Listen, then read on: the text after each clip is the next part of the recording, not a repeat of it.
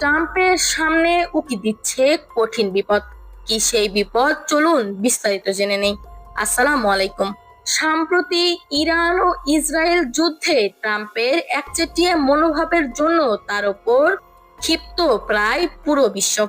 কিছু দেশ বাদে মুসলিম দেশ সহ পারমাণবিক শক্তিধর দেশগুলো চরম ক্ষিপ্ত ট্রাম্পের ওপর।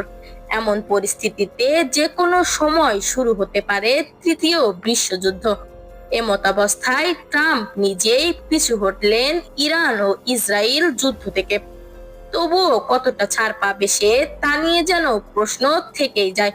ধারণা করা হচ্ছে বিশ্বের চলমান পরিস্থিতি আরো খারাপের দিকে যাবে, যা থেকে স্পষ্টত যে মার্কিন যুক্তরাষ্ট্র সহ বিশ্বের বহু দেশ বিশাল এক ক্ষতির সম্মুখীন হতে পারে।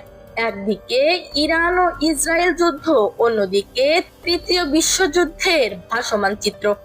কি হবে সামনে জানতে হলে আমাদের চ্যানেলটি সাবস্ক্রাইব করে পাশে থাকবেন। ধন্যবাদ সবাইকে।